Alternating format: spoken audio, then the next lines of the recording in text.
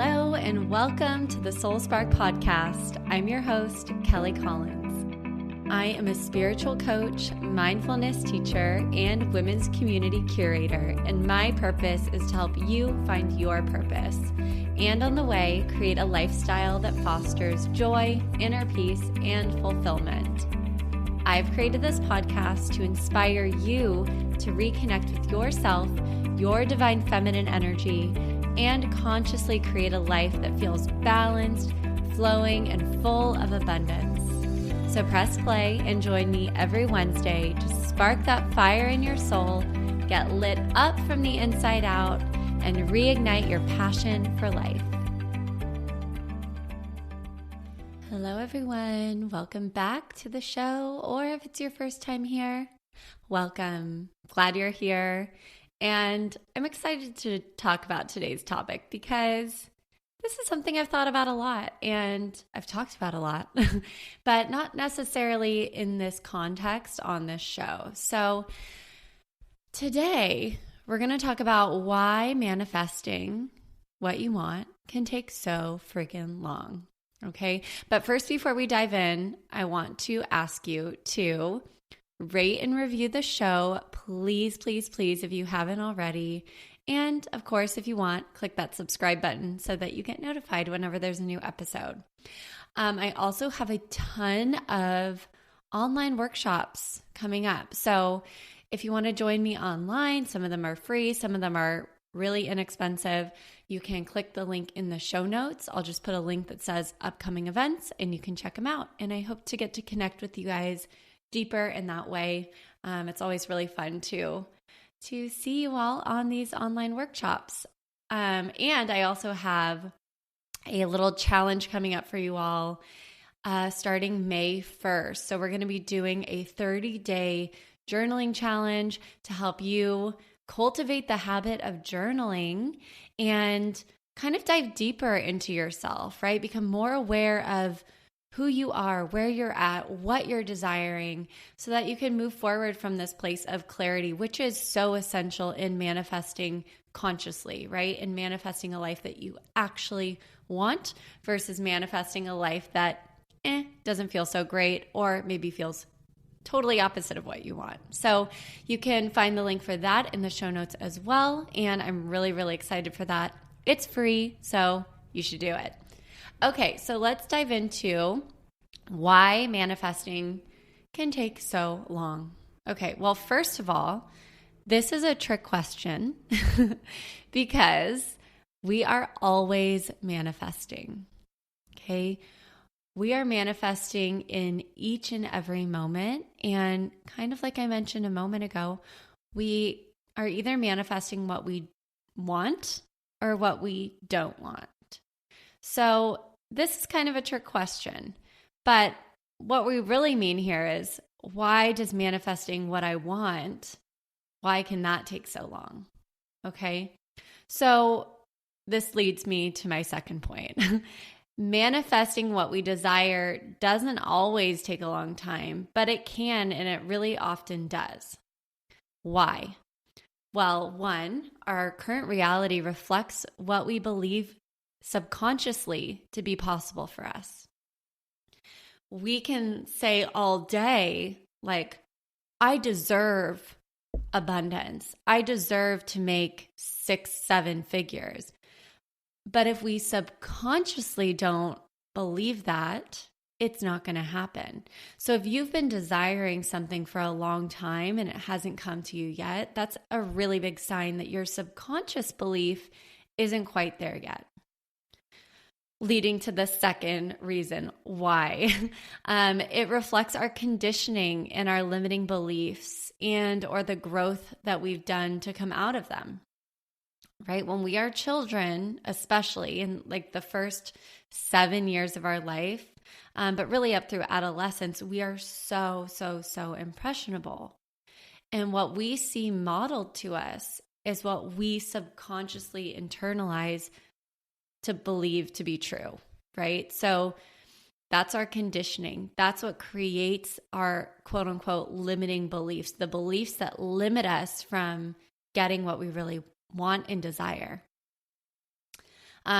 you know, whether or not we're manifesting what we want quickly or not also shows the growth that we've done to come out of that conditioning and out of those limiting beliefs, right? If you've been doing this work for a while, you may see that you are inching closer and closer and closer to the life that you really desire, but it might be taking a long time. And that's because, first of all, it's hard to decondition. It's hard work. It takes a lot of work. It takes commitment and all of that. So just know that the more you commit and the more work that you do, the quicker what you desire is going to be able to come in. And then the third reason why it can take a long time is that, I guess I just said it. It takes a ton of work. It takes a lot of work, and therefore it can take us a long time to reprogram those subconscious beliefs. So just know, if you are stuck in a certain area of your life, there are ways to move past it. So I'm going to go into some tips for you all, okay? The first tip to start to move past these limiting beliefs, to rewire your subconscious brain to, believe that what you want is possible for you, is to, number one, expand your field of possibilities. If you don't feel subconsciously worthy of something, it's not going to be able to come in. Because even if it did, you'd probably sabotage it. That's what we do. When we don't feel worthy of something, that's when we procrastinate. That's when we sabotage it. Okay, so you have to feel worthy of it. And to do that, you have to start to expand what you believe to be possible for you. So one way that you can do this is to find expanders. So that's a term that's coined by Lacey Phillips. I love it. Basically, what an expander is someone that makes you believe it's also possible for you. So someone who's maybe been where you are, gotten where you want to be, and because of that, it helps you to believe it's also possible for you.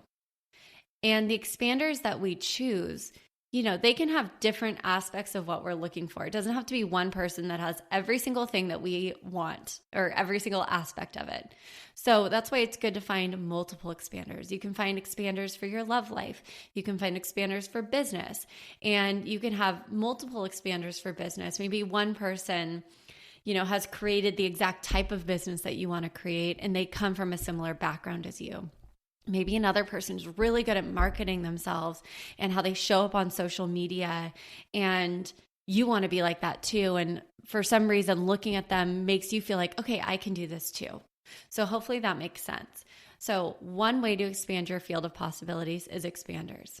Another is to take small, courageous steps every single day. Because every time we do something courageous, whether it's a lot of courage or a little bit of courage that we're harnessing, we increase our confidence, right? Every time we step out of our comfort zone and, things happen, whether or not it happens in the way that we want, or maybe we learn a lesson from it, we gain more confidence. And I think Mel Robbins said this. I heard it recently. I think she said something like, it's not success that gives us confidence, it's failure. So the more you practice becoming friends with your fear, becoming friends with failure, seeing failure as stepping stones for learning lessons and growth versus something horrible and like scary, the more you do that, the more you're going to get out of your comfort zone, the more you're going to harness that courage, and the more confident you're going to become.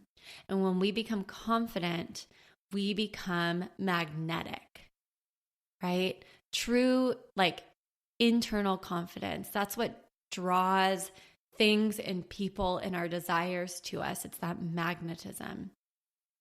So again, just to recap, to expand your field of possibilities and begin to feel worthy of what you really want. One, find people that help you to believe it's also possible for you. That can include mentors. That can include people that you don't even know. It can include celebrities, okay?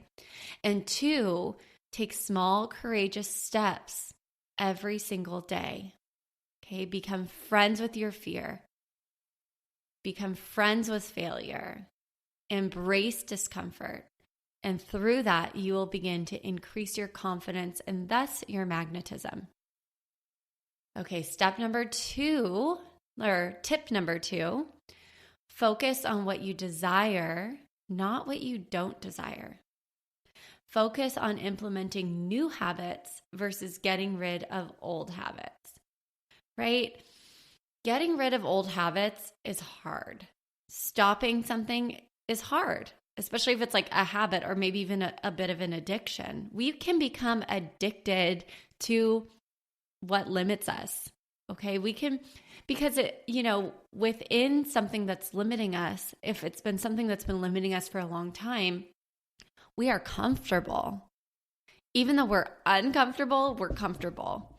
And our ego is like, the moment that we start to try to step out of that little box or that bubble that we've found ourselves in, our ego is like, stop. No. Stay safe, stay cozy in that bubble, even though you're not happy. Okay. So instead of trying to get rid of old habits, really focus on what you desire, right? If you are looking to make more money and get out of debt, rather than focusing on the paying off your debt, focus on making more money. And then you'll be able to pay down the debt, right? So versus wallowing in the thing that's holding us back, look into the future. Start to take action steps towards what you want. Focus on that desire. And it's just so much easier to implement new habits than get rid of old habits. But once we start implementing new habits, those old habits fade away, right? If you want to pay off your debt, start looking towards how can I make more money? What can I put into this debt every single month, right? And by implementing those new habits, that old habit will start to fade away. Tip number 3, do activities that help you to cultivate awareness, right?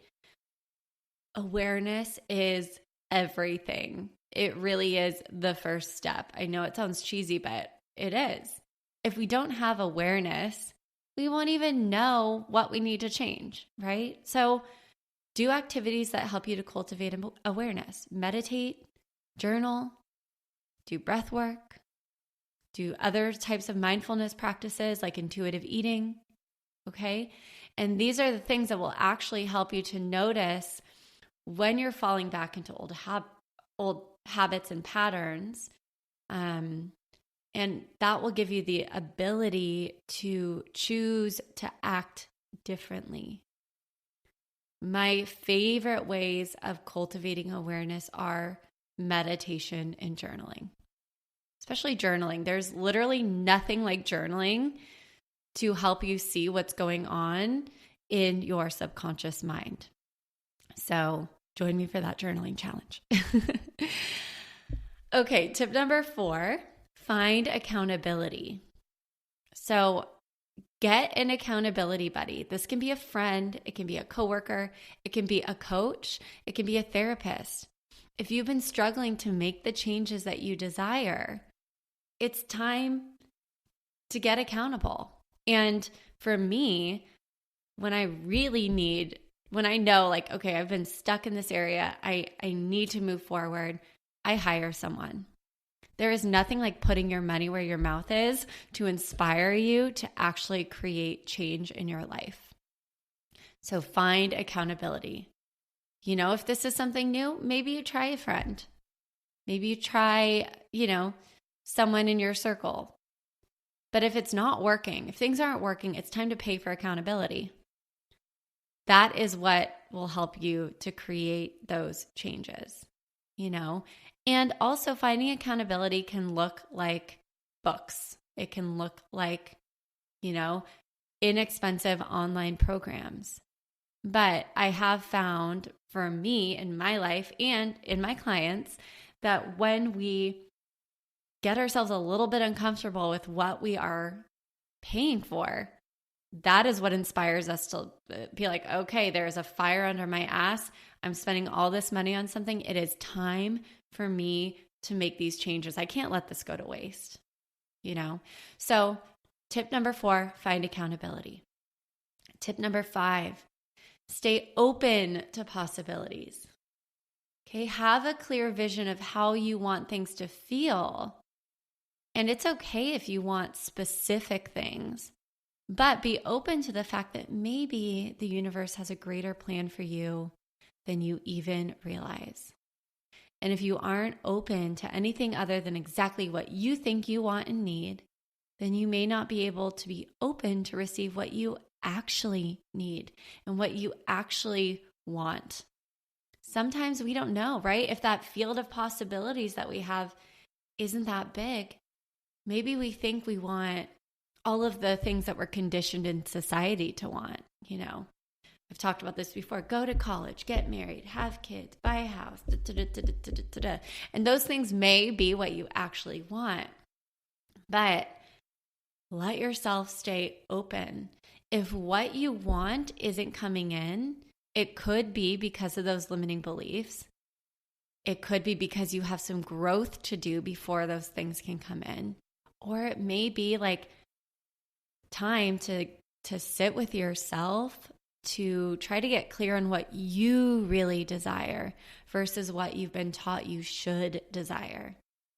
The universe has your back, okay? The universe is always guiding you towards what's going to be the most fulfilling for you, what's going to actually make you the most happy. But if you're not open, then you're going to just keep holding on too tight, holding on rigidly to what you think you want. And you're never going to be able to open up and receive what's going to actually give you that deep fulfillment that we're all really looking for. So focus on the bigger picture and stay open. You can focus on how you want to feel in your life versus the exact little details, right? Like I want to be with a partner who makes me feel supported, who makes me laugh, who makes me feel secure, who's loyal. Like those are things you can get specific about. But getting specific about how exactly you're going to meet that person and when you're going to meet them and when you're going to get married and that makes it really hard for the universe to work its magic, right? So tip number 5, stay open to possibilities. Tip number 6, be on the lookout for signs and guidance. Like I said, the universe has your back. You are supported. And based on what you believe, this is what I believe. I believe we have a team on the other side trying to help us, giving us signs, giving us guidance. And it can look like so many different things, right? It can look like a spirit animal. It can look like, magic numbers. It can look like all different sorts of things. But stay on the lookout. Be open to it, right? If something doesn't work out in your way, try to flip your perspective and stay open for something better to come in. And if you're open for signs and guidance to come in, it's going to help you to, go in a different direction if that's what's really in your best interest. Okay, so number 6, stay on the lookout for signs and guidance. Okay, number 7, let go of what you think you want and focus on your joy. Okay, we've kind of already talked about this, staying open to possibilities, focusing on what you desire versus what you don't desire. But again, let go of what you think you want and instead focus on what brings you joy. So in addition to focusing on what you desire, focus on what makes you really, really joyful in this moment, right? Does drawing give you joy? Does going on hikes give you joy? Does just sitting and having a glass of wine with a friend bring you joy? Does traveling bring you joy? Sit down and write a list of what brings you joy. Because whatever is on that list, whatever sparks your joy, whatever sparks your creativity, those things are in alignment with your dharma, your purpose in this life. Okay? And if you follow those little nuggets, say that you're lost, you don't know the next step in your career, or maybe you're in a career and you're just not happy and you're like, man, I wish I could do something else, but I have no idea what I would do. Aligning with your joy will give you steps to take for maybe a career change, right? Or maybe just finding more joy and thus more magnetism in your life so that it's attracted to you. Okay, remember, like attracts like. If I am in a really down place in my life and I'm desiring something that's really joyful and just excites me and all of that, if I'm really down and what I want is really exciting and joyful, that's at a very different place energetically. Like attracts like. So you're not going to be able to easily attract those joyful, exciting things if you are not feeling good within yourself. So one of the biggest things I can tell you is to let go of what you think you want. You can even let go of focusing on manifesting at all and just focus on what brings you joy. Write that joy list and do one thing every day on that joy list. And then start to see what happens around you. Maybe you start to notice that you feel better. Maybe you start to notice that people are nicer. Someone maybe gives you some change at the coffee shop to help buy your coffee, or someone buys you a coffee and just gives it to you. Start to notice when you align with these feelings of joy, when you align with creativity, when you align with gratitude, that positive things start to happen around you. Okay. Number 8, this is our last one. Stop judging and comparing yourself. Own your unique self and your journey. The comparison trap that so many of us get stuck in because of social media is so big, and it's so easy in this day and age to compare ourselves to others. Okay? But first of all, remember that Instagram, TikTok, for the most part, is a highlight reel for most people. So stop comparing yourself, because everyone is going through something. Everyone is struggling in some area of their life. It wouldn't be the human experience if we weren't all having to grow and learn and evolve at every stage of our life. Okay? So stop comparing yourself and stop judging yourself for where you're at. Accept where you are at. That is huge. Acceptance for where you are at is so huge, because if you don't accept where you're at, you're going to experience shame. You're going to experience resentment towards yourself. So you have to let that go, and you have to accept where you're at. And sometimes this can take a long time. I'm not saying this is easy. I'm not saying any of this is easy, but these are just things to really look at and work on that can help you to start to get the life that you desire faster. Okay, so accept where you are at to the best of your ability. Practice acceptance. Stop judging yourself. Stop comparing yourself. And own your uniqueness. Own your journey. Going back to what I said about focusing on your joy, and if you're wanting a career change, finding things on that list to make into a career, that's not easy, right? If you're doing that, there might be a chance that you would have to start your own sort of a business, or you'd have to go into a completely different field and find a different career path. But that is owning your unique self. We're not all meant for a cookie cutter life. Some people are, and some people aren't. So if you begin to own your unique qualities, the things that maybe you love about yourself that are unique, but maybe even the things that you don't so much love about yourself that are unique. But if you own it, if you accept it, and then you let yourself go on this adventure, this journey of life, it's going to be so much more fulfilling for you now and at the end of your life when you're looking back. Okay, so accept yourself and start to embrace the fact that maybe your journey looks different than others' journeys. And that's great. That's beautiful. Because imagine if we were all We all look the same. We all did the same things. We all, had the same sort of lifestyle. This would be a very boring world, and it wouldn't work because there's a reason that we all have the gifts that we have. You came into this life with your unique gifts and your unique self for a reason. The world needs you to be that unique self, and the world needs you to share those unique gifts. So, tip number 8, try to stop judging yourself and comparing yourself to others. Accept yourself and own who you are, right? Your strengths, your struggles, all of it. Okay, so those are our 8 tips.